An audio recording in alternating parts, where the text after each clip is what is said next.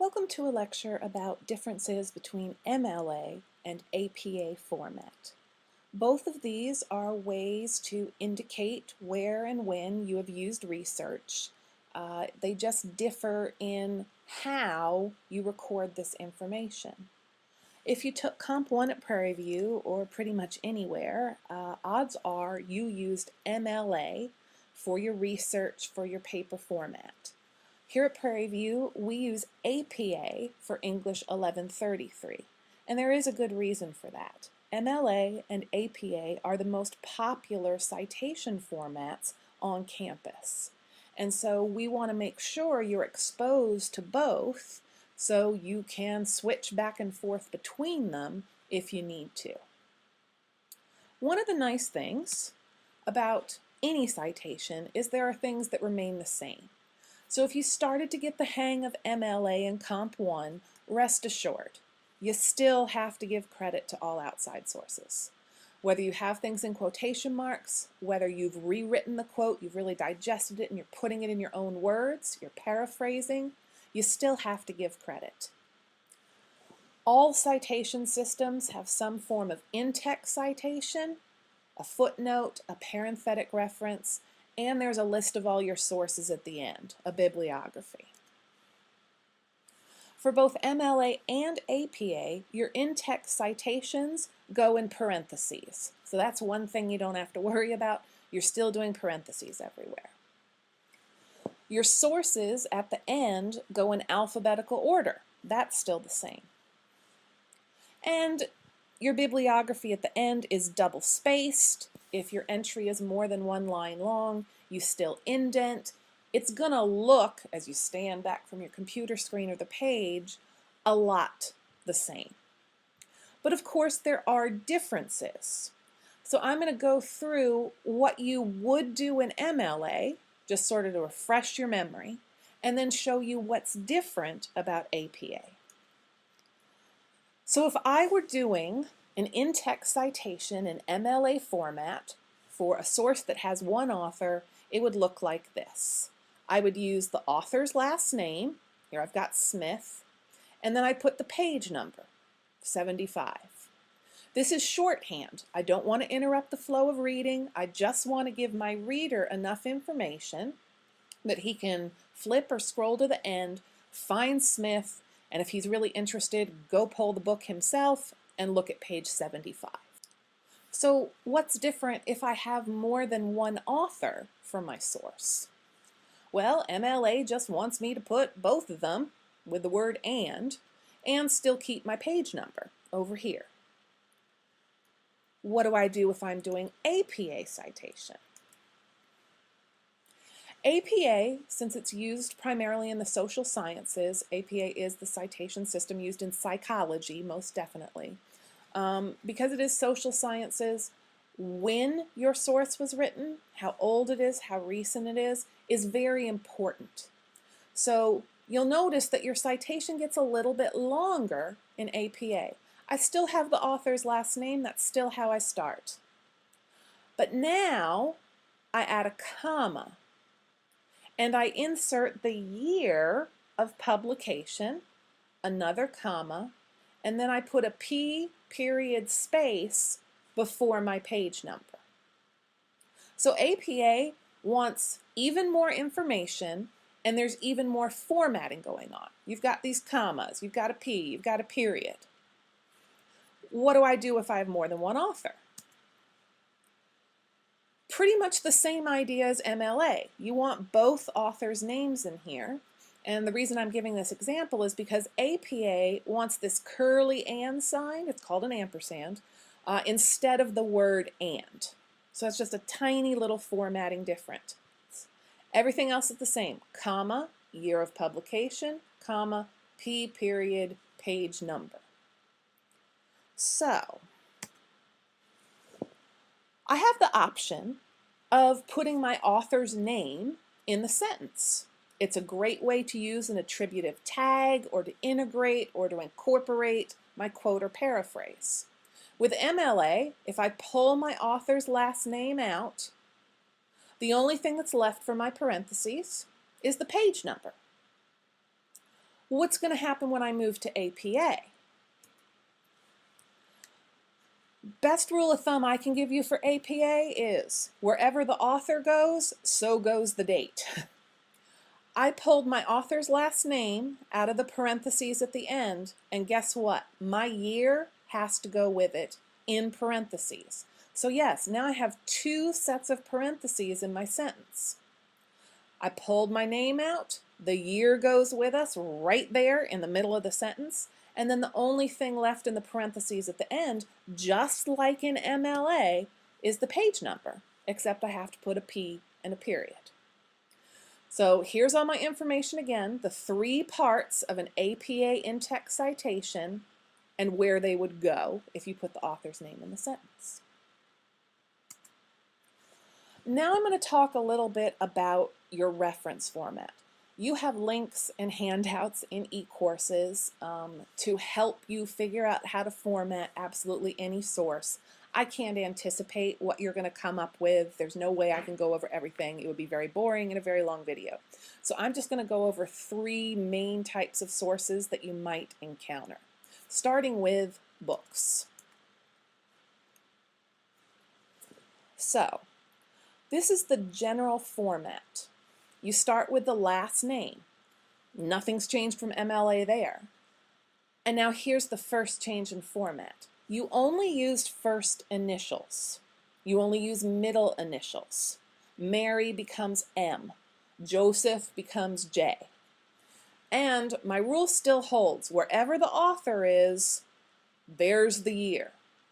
So I put a period, parentheses, my year of publication, another period. I put the title of the book in italics, and notice that the B here is not capitalized. That's because APA follows different capitalization rules than MLA does. And then I have the city of publication and the publisher, just like I would with MLA. So here's how an example would look. I made up this book and this press. Please don't go looking for it or come complaining that you couldn't find it. It's fictional. So here's first initial, period. There's my publication year in parentheses, period. And here's my title in italics, Finishing College, lowercase c, colon, and then I have a capital A, small g guide. These are the rules for capitalization in APA. You capitalize the first letter of the first word in the title, the first letter of the first word after any colon. You would capitalize any proper nouns. So if my title had Houston in it, I would capitalize the H in Houston. I would capitalize the P in Prairie. I would capitalize the G in George Washington. So any proper nouns. And then city of publication Houston, and here's my publisher, period. This is all the same information that you would find in an MLA citation for a book. It's just moved around a little bit. MLA would have my year at the end. APA wants it right up here with the author. I only use first initials. My capitalization is different. I'm assuming that a lot of you are going to rely on web pages for some of the research you're doing, and that's fine with me. Research requirements are spelled out very clearly. I do not forbid web pages. Here's what you need to cite a web page in APA. An author, remember we still got first initial, and then a really funky date format. I start with the year because that's the most important, and then I put the month and the day if this information is available. Because think about it, a lot of web pages are published or updated on a very specific day. You do not have to include the time. I know a lot of newspaper articles include, 3:21 p.m. You don't have to. You put the title of your web page, not in quotation marks. Your title of the website gets italics, and then you put retrieved from the full HTTP address, your complete URL. And notice there's no period at the end here. So what would this look like? Again, I made this up. Here's an example. I have an author. This page was published on March 2nd, 2012, and this is how I'd format the date. period. The title of the web page is Death of the Author. Notice that the A is not capitalized. It's not a proper noun. Here's the title of my website. The D is not capitalized. And then I have retrieved from a completely made up URL, no period at the end.